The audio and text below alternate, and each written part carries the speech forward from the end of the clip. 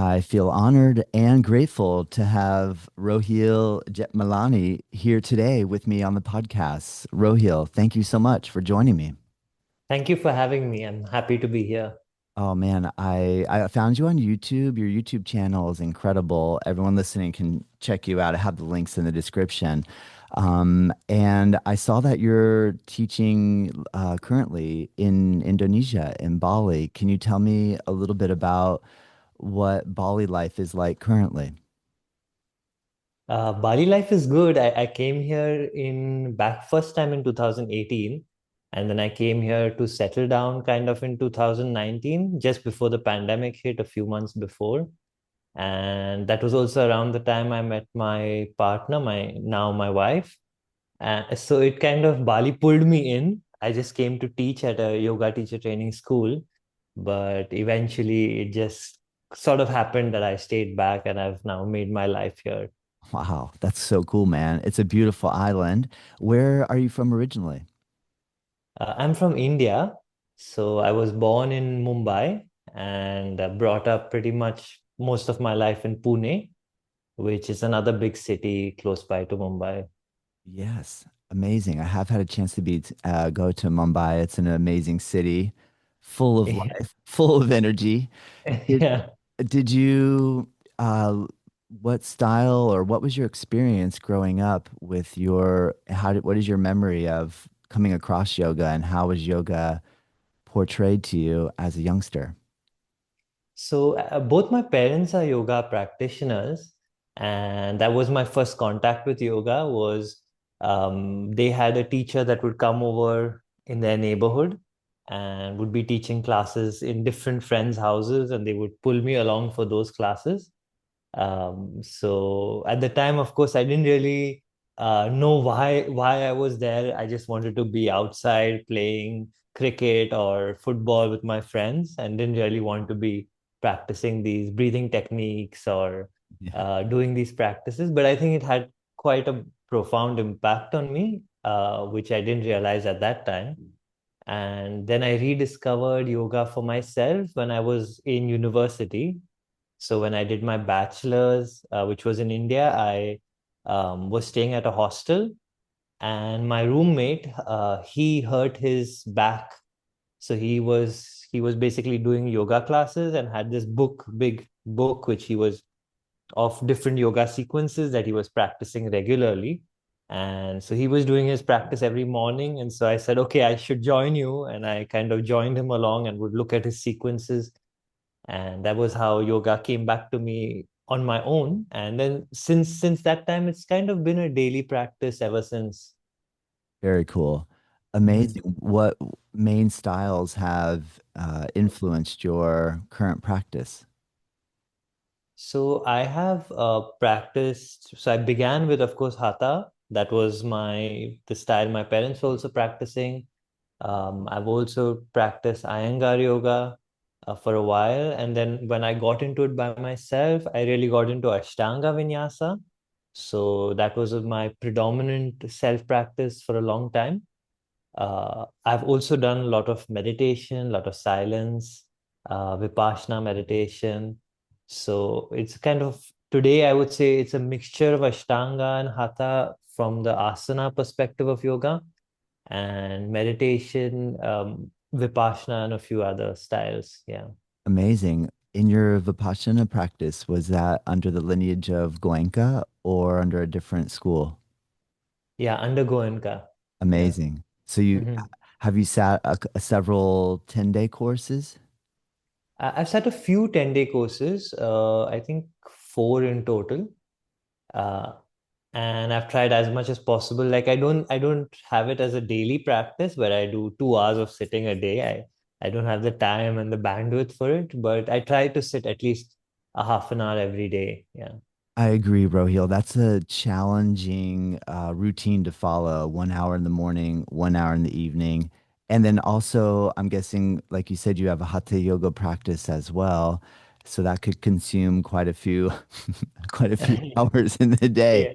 I hear Yeah, it kind of stacks up, and you. then you want to do some breathing exercises, and it just like you don't have any social life anymore if you want to also do work. And yeah, so it's yeah. Good point. Can you tell me what a little bit what it was like transitioning to Bali? Do you feel like Bali is very welcoming to the international yoga community, or do you feel like you have to work really hard to be able to make it work in Bali? So I think I was very lucky when I came, because I initially came to Bali because I was offered a job. So it wasn't like I came to Bali looking for work. Yeah. And this was first in 2018. I came to do a couple of trainings, and then in 2019.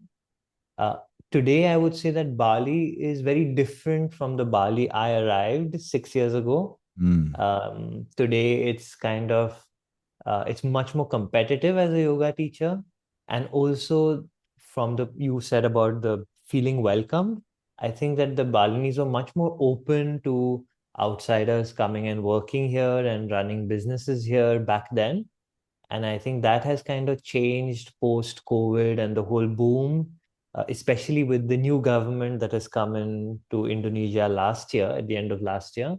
They are kind of cracking down quite a bit more on foreigner teachers. They want to replace foreigner teachers with local teachers. That's their kind of aim and their goal, and it's understandable. yeah. So it's not as welcoming as it was 6 7 years ago to come here and establish a career here. Oh, so interesting. I can imagine. I get it. That's cool. But do you feel though, because you have history with yoga being from India, that that helps to make that a little bit easier? I think definitely if you have a particular skill, which is more than just teaching, being able to teach a good yoga class itself, especially specific knowledge, whether it's in anatomy, it's in yoga philosophy or history, or it's leading people through meditation, particular technique. I think those are the kind of niches that do really well. Yeah. Also, if you kind of people who merge together two different things, I think Bali is a place where there's a lot of experimentation with, especially people who come to do yoga here, whether they are on holiday or they're just here for a couple of months. Yeah. They're looking for something which is different from what their yoga studios back home offer. So if you can, for example, you can merge sound healing and some other modality, or any two or three modalities in a new creative way, I think that's what really works here in Bali. Very cool. What has been your niche, Rohil? Where do you feel like which direction do you gravitate toward in relation to providing something that you feel is very valuable to your guests? So, because for a long period of time, my self practice was focused primarily on Ashtanga, and my wife also, she is also an Ashtanga practitioner. And so we thought that that's a niche to look at, especially because there was no resident Ashtanga retreats in Bali. A lot of people, of course, teachers come from all over the world and have retreats here. So that's kind of where we went with, and we wanted to also focus quite a bit on personal development. So we have our retreats are mainly Ashtanga and personal development. So we help individuals establish strong good habits, focusing on free expression and communication. Um, and basically it's a mixture of Ayurveda, yoga, philosophy, and all these topics as well. Yes, yes. Mhm. Amazing. Can you talk a little bit about your approach when you work with a group versus when you work one-on-one? Do you gravitate toward one or the other teaching or information transmission environments better than another? So I would say that I have more experience in group settings, especially because I started teaching in yoga teacher trainings back in 2017. So I was teaching in Goa for a couple of years. And it's pretty much like these teacher training schools. I would 1 month be with one group, and then that group would go back, and a new group would start with the next month. So it was just month after month, and uh, essentially teaching yoga. I love teaching yoga philosophy, yoga history, but I can talk for hours on those subjects. And I think that that was mainly in a group setting of 15, 20, 30 people sometimes. And then when I came to Bali, it was the same. And the one-on-one setting, I love working one-on-one because I can really get to know somebody uh, much more deeply than in a group setting, and I can really see how I can give them very individually tailored advice, or come to the crux of what they're dealing with, which I can't do in a group setting. And but earlier one-on-one for me was just something which I would do if somebody requested me. And usually some student would come up to me and say, hey, do you do one-on-one sessions? I would love to have sessions with you. And then, that's how it would flow organically. I would never kind of sell them. Yeah. And then a couple of years ago, I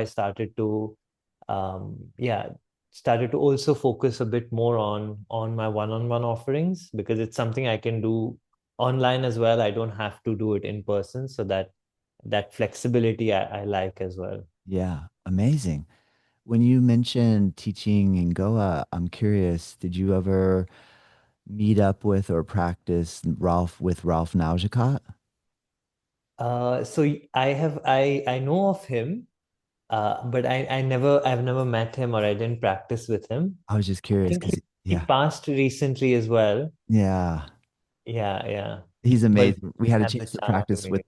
we had a chance to practice with him in Goa. It was really amazing experience. I thought maybe you two had crossed paths, and it was sad when he passed away. That was a tough Yeah, one. yeah. Did Mhm. were you affiliated with the Purple Yoga at Goa or a So, different place? so I used to do some sessions for Purple Valley, Purple Valley in but it Cincinnati. was kind of like guest sessions. So, like, especially where they had teachers who didn't really teach yoga philosophy, and they had a lot of requests from their students for more yoga philosophy or history. Then I would go in to deliver those guest lectures. Yeah. But I was teaching at a teacher training school called Upaya. I don't think it exists anymore. Uh-huh. But it was basically like a multi-style 200-hour teacher Yeah. training Yeah. program. Yeah. Very cool. Can Yeah.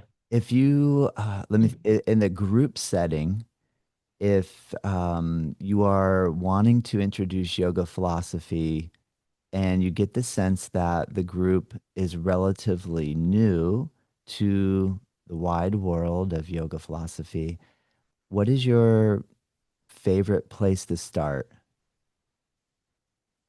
I think with a in a group setting, when I start speaking about yoga philosophy, I would start mainly with the five poisons of the mind, the five kleshas, cravings, aversions, the ego, fear, and ignorance, because I think these are some things that are relatable to everybody, regardless of their background, their context, where they grew up. Everybody has experienced those things, and misery, suffering that results from it. So I think um, that's how I usually like to introduce or get into the yoga philosophy. Yeah, that's a really good point. That makes sense in the relationship to like a universal concepts that the five kleshas that doesn't really push too many buttons if there's different religious background. And what do you Mhm. agree?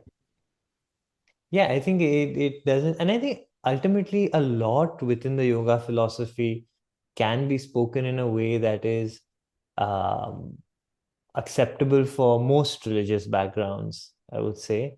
Yes. It's only when we come to things talking about the energy body and the chakras and things like that, where it can get, for some people, might find it a bit uncomfortable or something like that.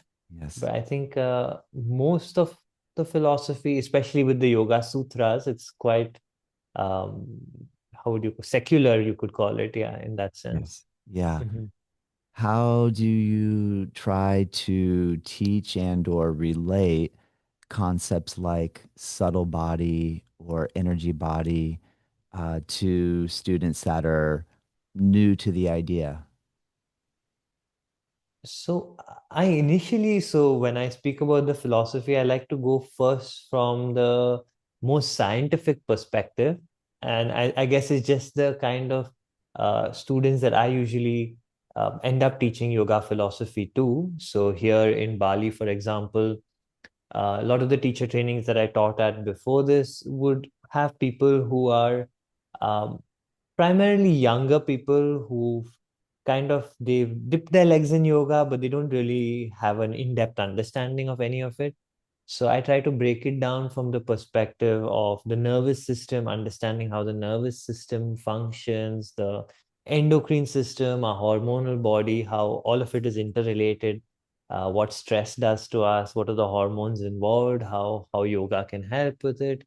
And I feel that that first layer of nervous system, then the second layer, I start to get into the gut and the gut brain connection. So it's more scientific in the beginning, and I think that creates a nice foundation where people also gain. There's, I guess, in any form of teaching, a lot of what a good teacher does is also establish trust, right?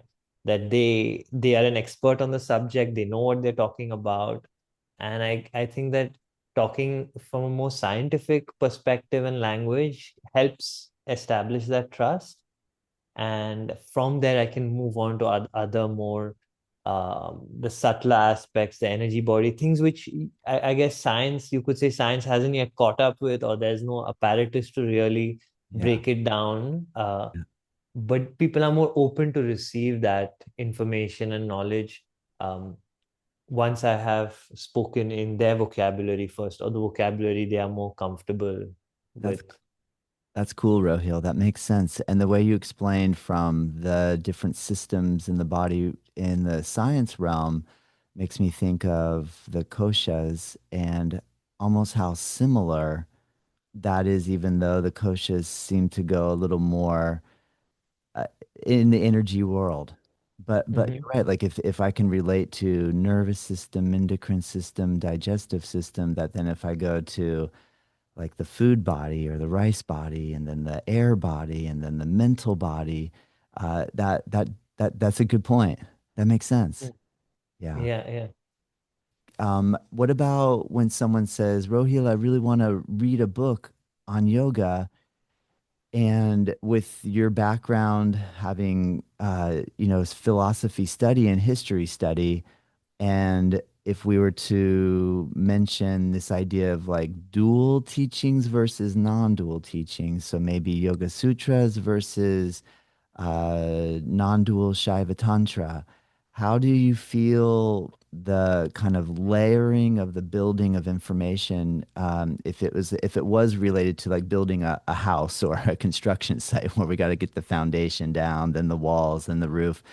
Do you think there's like a formula that you follow, or do you feel like each person, do you try to read each person's personality type and then think which philosophy might be what they already could grasp easily, or to give them something radically different that makes their mind have to work on something new? Do you have any sense about how do we do this? How do we how do we do this, Rohio? Yes, I think if from that perspective, I'm a bit more, like you said, a bit more intuitive to see what are the individuals, the individuals' characteristics, their makeup, and what are they more attracted to, and give them something that's more down their alley. So usually I would, because also uh, I feel that if you give them something that blows their mind, a lot of the times, people, when they read something that's really confronts their own belief systems, usually judgment comes in and they kind of are pushed away. So I prefer and as a teacher also, I'm not so. That's my own, you could say, character as a teacher, is that I like to ease people into things rather than break into patterns and so on. So I find that um, if if there's a smooth entry into the philosophy, it's somehow it creates a positive association rather than a harsh entry. So usually something that I try to find, maybe ask them questions about what kind of books have they read in the past, what kind of philosophies are they already interested in, what kind of practices or tools call out to them, and then based on that I guide them to read in that direction. Yeah. Yes, yes. Can you think of a aspect of yoga philosophy that has really opened your mind recently, and or is there an element of it that you're really connecting with currently? So I think that it's for me, I've come to this belief or this understanding now that it's a process of layers and layers kind of peeling away. And my understanding of how things work and what I thought the way things work is continually being changed and updated. Yeah. And I've come to the stage where I kind of um, I feel that it's not so much the exact philosophical understanding, especially at an intellectual level, which which really helps us to get deeper and deeper, especially after a while. So in the beginning, yes, it does, because it opens us up to this new world within ourselves that we can now begin to explore for ourselves. But after a point, I feel like at least this is what I'm coming to right now, is that it's more about implementing it at the experiential level, and it's not so much about understanding and dissecting it further or anymore. Once we have a general grasp or depth of philosophy, I think it's more about how do we bring it into this physical reality through our habits and our day-to-day, the way we deal with life and so on. I think then it becomes more about a darshan, a lived experience of it. Great point, Rohil. Great point. That, do you feel like that's easier said than done, or are you finding that actually that's just a natural evolution? I think it's always hard to do it at a at an experiential, practical level, because life doesn't flow linearly, unlike knowledge, which can grow linearly, or you kind of you gain insight and that stays with you. It's not like it goes away, but you could start a meditation practice and fall off it, or you could get deeper in a particular aspect of, I don't know, your asana practice or your breathing practice, and it could be reversed if you don't do it for a while. Whereas knowledge is something, or wisdom is something that stays with you. So I think that um, trying to keep that state of mind, and knowledge or wisdom is something that is through that experience is also accumulating or getting refined, because you can speak about for example, things like craving and aversion or the law of karma and things like this, but uh, the moment you try through your own daily practice, whatever that daily practice might be, to tap into this to this understanding, not just at an intellectual level but at an experiential level, that's when you refine that knowledge. In some ways that wisdom gets sharper. Yes. Amazing. You're right. When you brought up the term karma, I recently came across a term, Ranana Bandhana, and Uh-huh. I hadn't heard that word before. And I guess the Rana is like a debt, like a Hmm. karmic debt, and the Bandhana, which I thought was cool, was like I've understood from Abanda in Yeah. terms of Ashtanga yoga, like a Mula Bandha, Uddiyana Bandha, where you're Hmm. squeezing, contracting, or to bind. So the idea of like a ranana bandhana of like a karmic, potentially maybe you and I have some type of connection or from the bigger picture side, and that there's through that connection we need to work something out, or maybe from a past life now we join up, and it's like, okay, there's this thing we need to work out. And when I heard that, it really deepened my understanding of karma a little more, because Mhm. sometimes I feel like it's just a word I hear. And then, but I like what you were saying about putting it into experiential level. Can you talk a little bit more about karma and the way that you're different ways that you see and connect with it in relationship to your life? So it's, I think karma is something that is a really simple concept, but also one that is misused or misinterpreted in many different ways. So of course we think of karma as this cause and effect, that what you sow you will reap, and you know what you do in the world, you will, what energy you give out, you will get back at some point.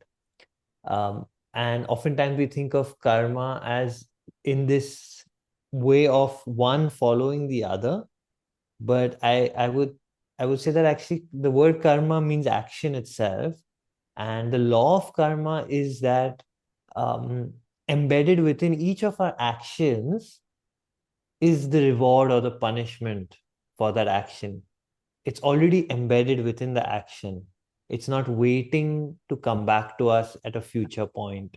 Yeah. And so for example, when we think of somebody goes and steals a lot of money from someone else, and we think that, oh, that person has taken all this money, they're going to have some bad karma, and that money, maybe they're going to find themselves becoming poor in the future or something like this. And this is usually how we might think of karma. But e- essentially where we get stuck, I think, is that we oftentimes think of um, good and bad, or you could even say the quality of our life from an external perspective.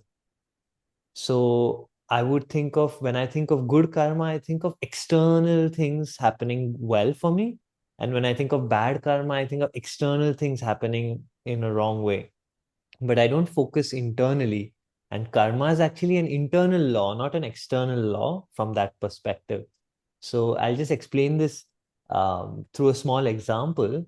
So imagine someone has $20 million in their bank account, but this individual on a ongoing day-to-day basis experiences emotions of irritation, anger, frustration. They are always frustrated with something or the other.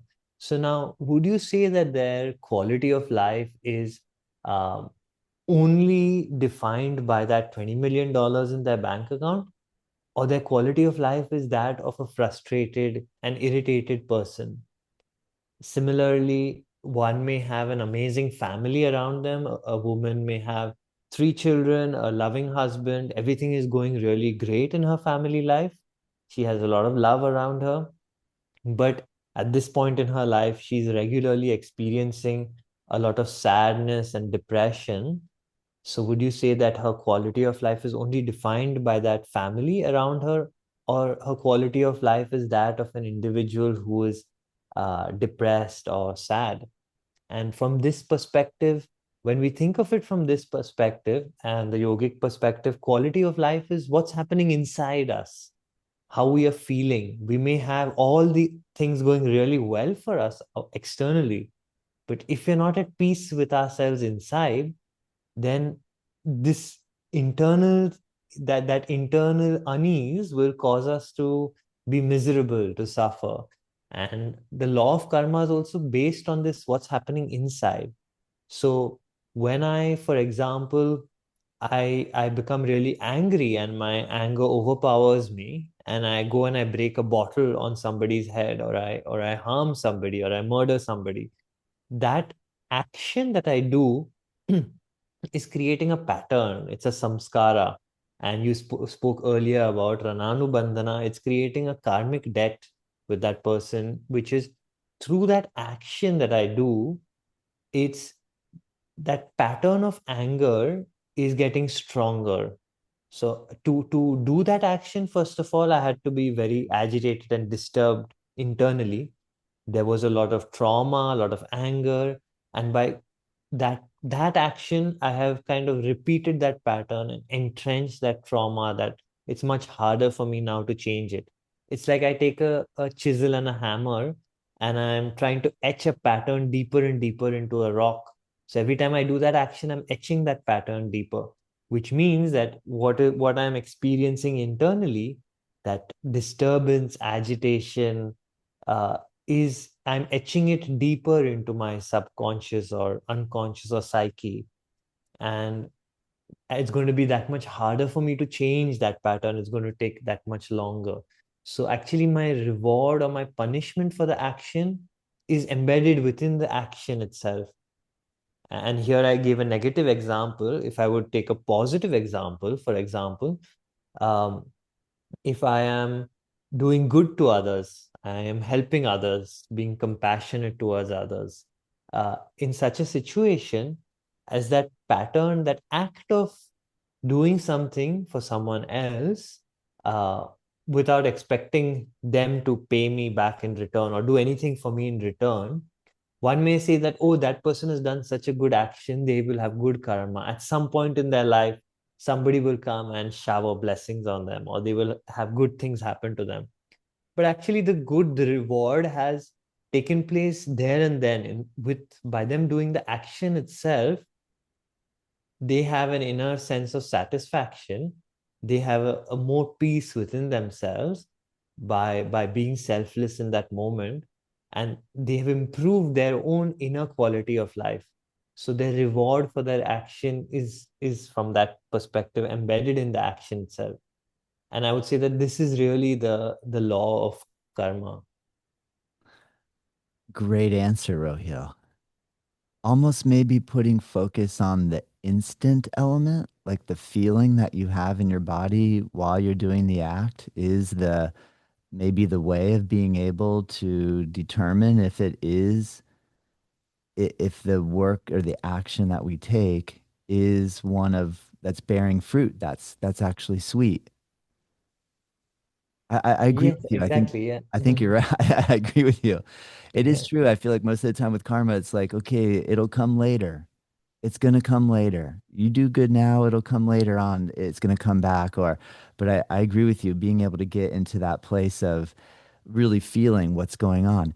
Do you know when we look at, say, like the asana yoga world, and then maybe we put it into like, okay, what's happening in like a classic um workout gym studio situation where I'm going and I think I'm just going to do my yoga and then I'll check that box and then I'm gonna go then shower, go to work, and that where we get really busy and we're grateful to have access to yoga practice, but it's not maybe on the same level of like if we're on retreat with you in Mhm. Bali where we get to focus all day long.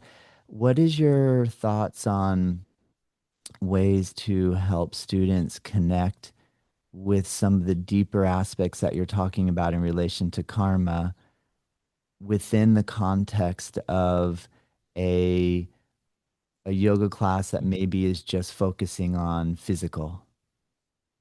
Mhm.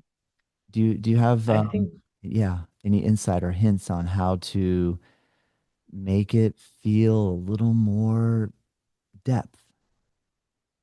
Mhm. I think that ultimately I mean, doing asana is great because we are reconnecting with our body. We're taking time to breathe mindfully, hopefully, and it's amazing in and of itself. I think that um, I would say that for me, the way to make your yoga practice deeper is to take it into all aspects of our life.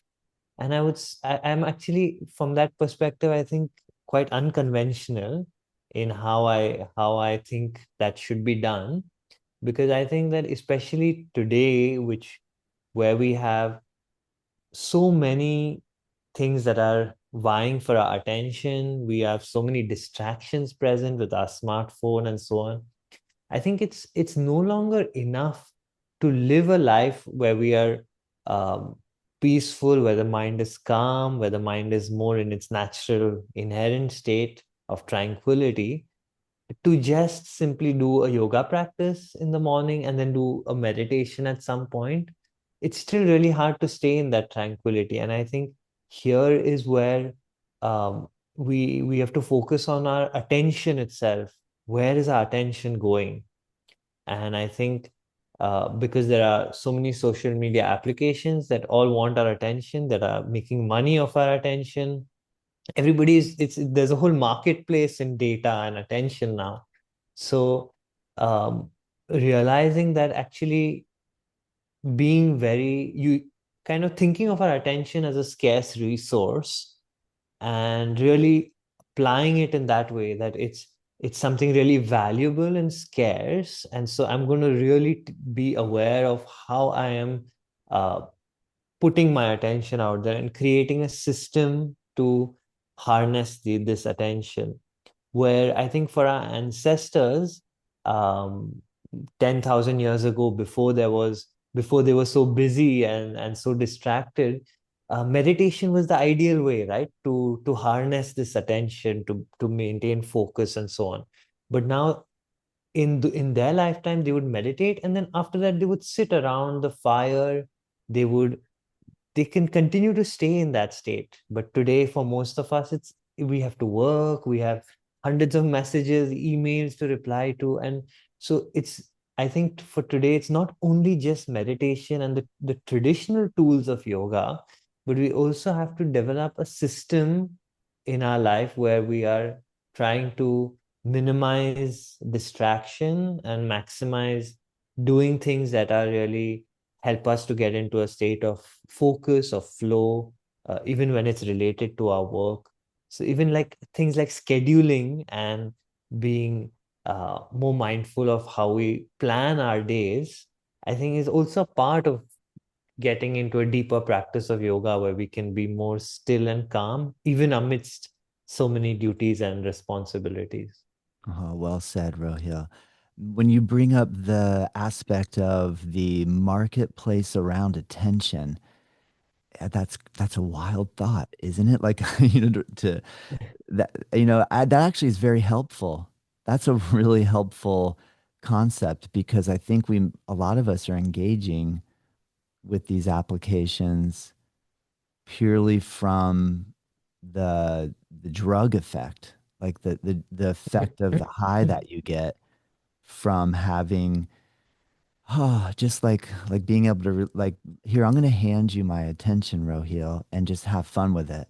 And I that way I can just like turn off in a way and I hand it over to you, which is a really interesting bargain, isn't it? Like in relation to the idea that you're presenting of no, actually harness your attention and conserve it or see it as an incredibly valuable resource. And every little bit that we put into appreciating it and cultivating it potentially would help maybe nullify some of those effects that we were speaking earlier of feeling like bad karma. Or like Mhm. everything around me is so perfect, but why is this inside feeling so heavy and so difficult? And so do you think then we start with cultivating awareness of attention and do you when you do one-on-one coaching, I mean, we're in such a interesting environment because like we are using the technology right now for you and I to converse. So we can obviously see that there's this like really incredible potential for positivity that can come out of these technological advances. And at the same time, like fire and just grabbing it, and we could be burned so badly. It also has this really intense destructive power at the same time. I love the name that you have for your handle on your social media, Shiv Atman. Can you Mhm. break down a little bit the concept of Shiva and Atman and how you blended those two words together and what that means to you? So Shiva, as many of you might know, is a god in Hinduism. It's also Shiva is considered to be the first yogi. And Shiva is an energy that I am very drawn to. So it's also the energy of transformation or destruction.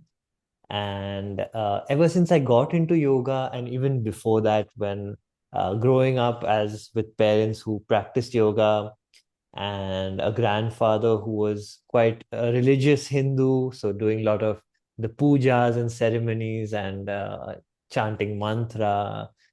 And so Shiva was always the god that I kind of really vibed with in that sense. And so when I was thinking of the name for my personal brand, Shivatman was something that came up. Um, and Atman basically means soul. So it's essentially all of us we have uh, the Atman, the soul, um, which is this aspect of pure awareness or pure consciousness. That's how I define the soul, because the soul is, of course, defined in many ways. But if we think of awareness itself, awareness, usually when I think of awareness, I think of it as focused upon some object. So when I'm aware of something, whether it's my breath, whether it's my body in the asana practice, whether it's my laptop and um, what I'm trying to do when I'm doing work and so on. So usually awareness is directed at something, but awareness which is just as it is, or consciousness as is, without being fixated upon an object, that is then pure awareness or pure consciousness. And we all have this pure awareness. We all are pure awareness and pure consciousness. And we go through life. So that is the Atman, the soul. And as we go through life, this pure awareness or pure consciousness gets wrapped around or entangled with shared belief systems and identities and so on. And we pick up all these various identities, these belief systems, and we begin to believe that we are the object of our awareness, which is those belief systems and those identities. I'm Hindu, I'm a yogi, I'm a Muslim, I'm a Christian, I am carnivore, I'm a vegan, I am a star seed, and so on and so forth. So we get caught up in the identities, thinking we are these identities, when we are actually the Atman, the awareness that became aware of that identity or that belief system. And so I'm not saying it's wrong to have a belief system. We can believe in our religion, believe in our nationality, but the problem when yoga considers it to the identification of the ego to become a poison of the mind is when we start to identify strongly with it. So we forget that who we are is much bigger than this identity. We are the consciousness and awareness itself. And the identity is something like the way I wear clothes. I'm just putting on a new set of clothes for the day or for this period in my life. Um, so that was also a name that I chose to kind of remind me of that. Yeah. Beautifully said. Nice, Rohil. Yeah. Thank you. You had made mention prior to us beginning our conversation that you're an expecting father. So congratulations. Yeah. How Thank you. how is it? How are you feeling? Are you excited? Are you nervous? What type of emotions have you been feeling upon realizing that you're going to be a dad? So this was actually something that we've been planning already for a few months before my wife got pregnant. So it didn't come as a surprise to us. We were quite preparing mentally, emotionally, and physically as well for it. So we're really, really happy and Yeah. joyful for this next stage in our life. And me being someone who 2 years ago, if you asked me if I wanted to be a dad, I would say never. So it was Yeah. a complete U-turn for me, especially after we got married. Yes. Um, and I think that the turning point for me happened when so we had a wedding in Bali. We wanted to have a smaller wedding. We just had about 50 guests. and mainly people who we were close to and just our closest family. But of course, in Indian culture and tradition, it's not done if you don't. So, for example, cousins and far even friends who I've not really kept in touch with for a long time wouldn't forgive me if I didn't call them for my wedding, you know. So it's kind of and my mom was quite anxious about it. She's like, "You have to do something in India. How am I going to speak to all the relatives and all the neighbors and all the, you know?" So we 6 months after we got married here, we did another event in India Oh, amazing. that had about close to 200, two Oh, fifty wow. people. Wow. And I think and from my wife is from Poland. So from her side, from Evelina's side, we had maybe 6 or 7 people who attended, and the rest were all from my side of the family in India. Yeah. And That would have been so fun though. That would have been an amazing experience. Did she love it? Did she love yeah, she absolutely loved it. Indian Yeah, weddings are so incredible. I yeah. had a chance to Yeah, go to one in Goa during it was in monsoon season and it was amazing to be a part of. I couldn't believe the yeah, how extensive of an experience it is. That's so cool. yeah, And obviously your mom was extremely proud and to be able yeah. to have the full experience over was it in Mumbai? Is that where you guys had the It wedding? was in Pune. Uh-huh. Yeah, yeah. Nice. And I think that wedding changed my perspective on having kids Mm. because I saw all because I never met all my relatives and family from both sides and even far away acquaintances in one place, one time, one period of time. And I think just seeing all the generations and all the people, and it brought in this new way of looking at things, which was that kind of like who am I to stop this lineage, this family from people have been uh, giving birth and having the next gen for like millions of generations for me to be here. And if I'm not a renunciate, why should I stop that just for my individual comfort from that perspective. So that was something that really flipped a switch in me, That's just so seeing the cool, whole Rohil. family. Yeah, Yeah. yeah. I'm so happy to hear that. I have two, my wife and I have two children, and it has been the most incredible experience. I could not be more grateful and thankful for the opportunity, as challenging and the things that come up and the different things we face is, wow, the best Mhm. experience. And what's really interesting, Rohil, is that, uh, I mean, not to bring up a sad note, I'm going to bring up a sad note because I hear people here in the States, they'll say, oh, they don't want to have children because they don't want to bring somebody into this world. This world is too crazy now. There's too much to be fearful of, and raising children is just too hard. And I I want to be very sensitive and respectful for my friends that are wanting to have children that are unable, because that's a very difficult thing to process and to come to terms with and have to go through. So I want to be sensitive here, but I also think that the to be able to do it and to do it, oh man, incredible. And I think it brings the joy into a reason for us to feel like life is an amazing journey.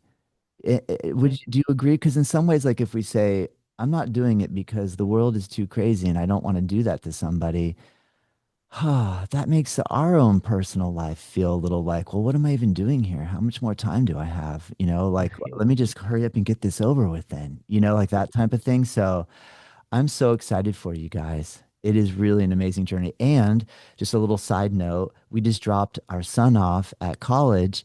He's Okay, 18, and okay. everybody when you have the baby is going to say, "Oh, get ready. It's going to go by so fast." And you're going to be changing diapers. You're going to say, "What are you talking about?" I just want to go back to doing yoga every day and like having 4 or 5 hours a day just to focus on yoga and Yeah. meditation and my Vipassana and some chanting mantra and all these things. Yeah. And then like you're really busy and you think there's no way this will go by fast. But man, I tell you, it goes by so darn fast. I can't even Mhm. believe it. But I really am excited for you guys. I'm really, really excited for you. It is such an incredible journey. Um, is I know, can you talk a little bit about where you see the future of yoga going? We made mention about your our understanding of, you know, how technology is in our lives for better or for worse. And how would you like to see the future of yoga unfold for humanity, or even just for you and I?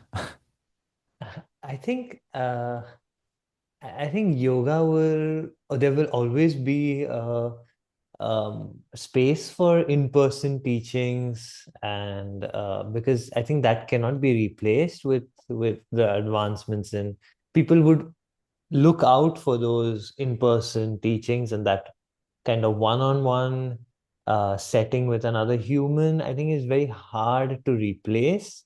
Though there will be, it will become more of a premium thing where there will be kind of um, for example, today we have a lot of the yoga industry is also online, where you have yoga classes where people watch on YouTube or they follow an app.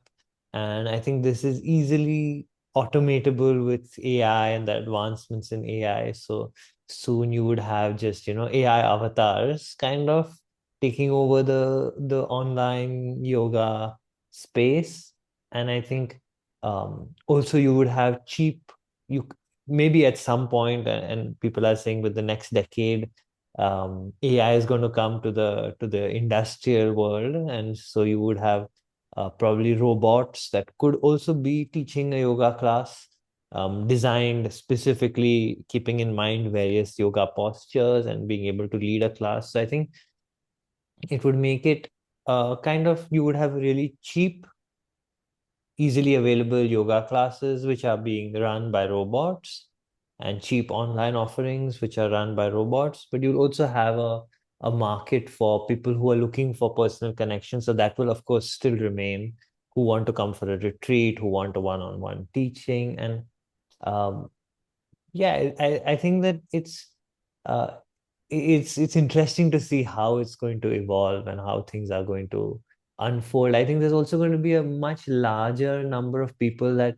are drawn to yoga and other wellness, simply because most people, I think, will be unable to deal with the acceleration of information that is going to come around with AI.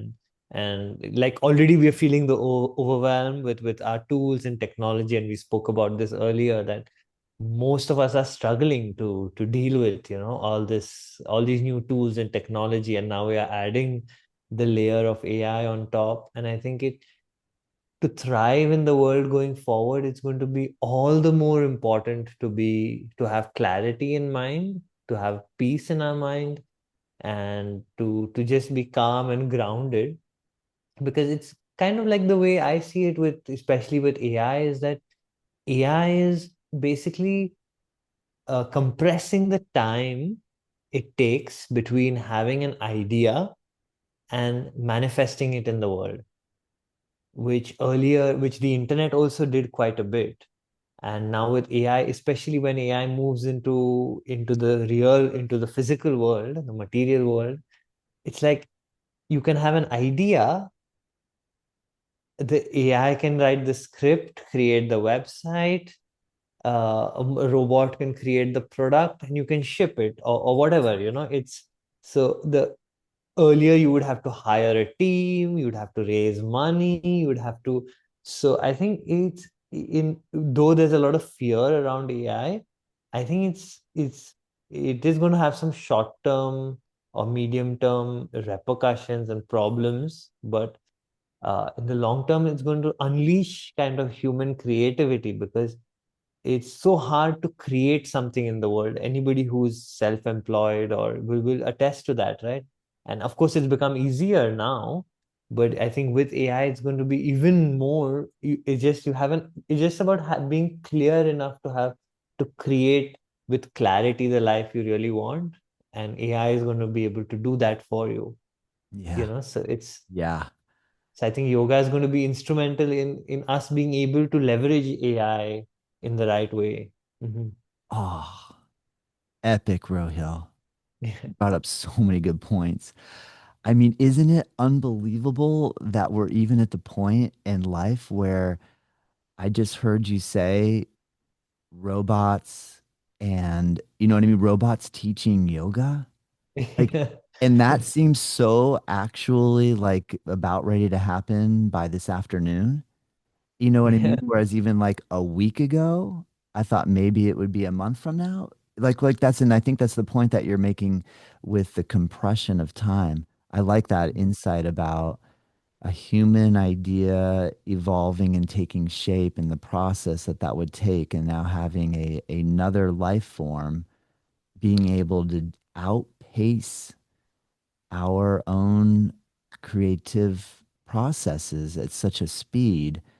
That's so fascinating. But I do agree because it seems like if it goes so much faster than the human can adapt to it, that having yoga might be the thing that potentially plays a large role in saving us or saving our sense of wanting to stay engaged in this environment.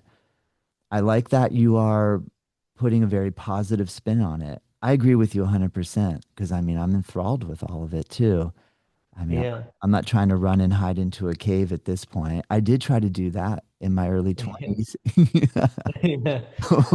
But now I'm like, and especially as a dad, it's like, Yeah. oh man, there's no hiding. I'm in it, Yeah. right? Yeah. Like we're Yeah. we're in it. But I think it's important conversation to have, Rohil. Like, how is this going to play out? So I think you're on the right. I'm with you. I think we're on the right track here about Yeah. I the think. concentration, the ability to harness that awareness. Mhm. What do I want to do, and how do I access that? Yeah, and I think it's also like what you're saying, it's very relevant, and we can already see we get a taster for what's to come with social media and the internet, because you have literally, if you think of the internet marketplace or the economy of which the internet has created, you have two sides of it. One side which is the creators, and the other side the consumers.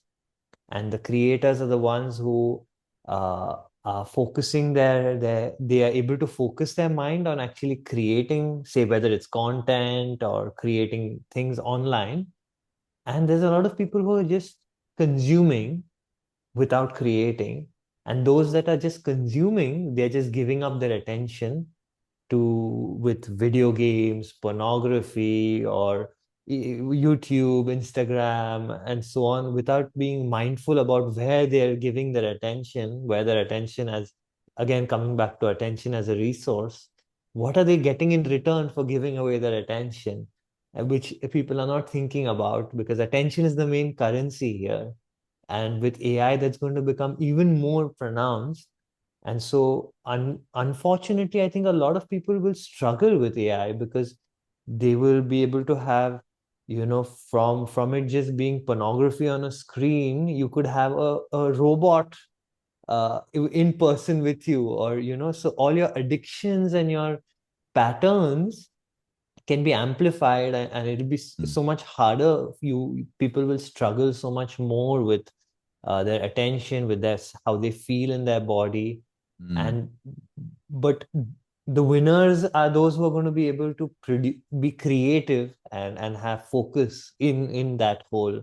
So literally, if I can pinpoint my awareness and make my focus so sharp and clear, I can essentially leverage those tools to make myself essentially like a superhuman, like a god, from that perspective. yeah, But yeah, it's but yeah. Oh my gosh, Rohil. Wow. Dude, I love it, man. Thank you so much. I want to be respectful of your time, and I realize that we're coming in on our hour together. I yeah. man, I love having these conversations because I mean, I real quick, what do you think the percentage of content creators to consumers is? Do you think it's like 10% creators, 90? Do we have any do we have any insight into what that ratio is? Because you're absolutely right. I mean, I was so fearful of it, and once I started to interact with it, and now I'm having a lot of fun with it, and the amount of growth that I'm feeling from like even this opportunity to see you on YouTube, you're creating content, you put content on there. I find you, I watch your videos. I say, wow, this guy's amazing. This is so cool. I want to meet him.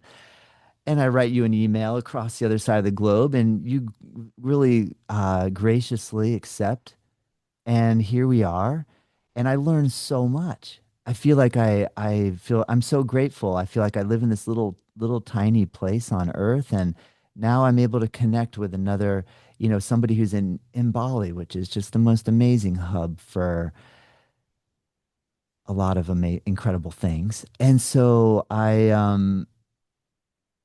wonder, does the whole world need to start creating content to then to not feel overwhelmed?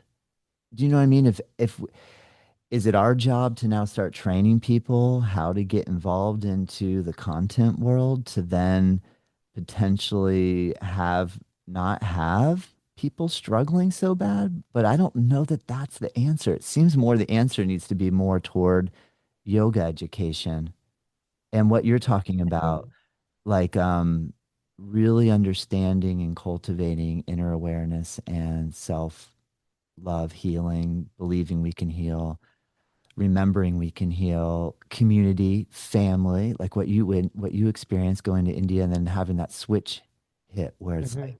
it's not just about me, it's about I know I keep going on and on, but No, thank I you, think Rohil. I agree with you that it's yoga, but I think also uh, it's I don't think everybody has to make content, but I think everybody has to be creative because when we're in the process of creation, especially if it's something that aligns with our values and our um, our moral compass and so on, it's something that gives us purpose in life when we are creating and when we are of course consuming also can be beautiful because I can come across somebody's book or video or podcast which I really love and I think uh, for me I find that long form and this is something I've come to the realization recently.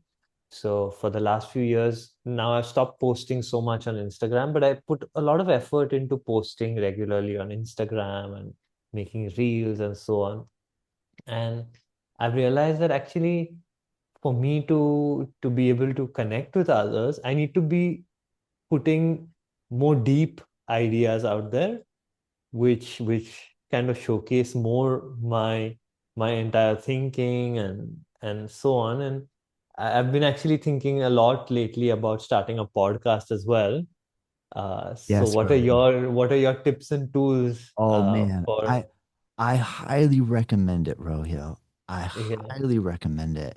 And already with what you're doing and the level that you're at, oh my gosh, I really highly recommend it.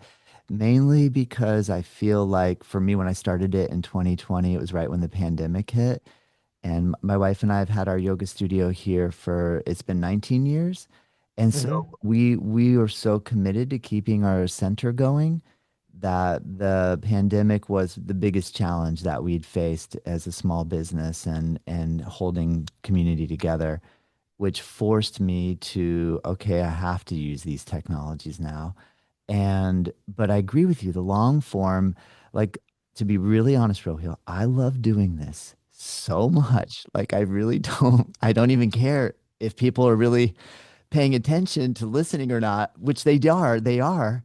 But I actually enjoy doing this so much because I get to learn from you, right? I feel so lucky because I get to reach out to people that maybe I would never have a chance to talk with and learn from. Mhm. So I Yeah, agree with you, having them more in depth. And I think that's where even though we know the 2 second, 30 second, 5 second thing is what people are really consuming, like that's the diet, like Mhm. that's the carbs of the content Yeah, diet. yeah.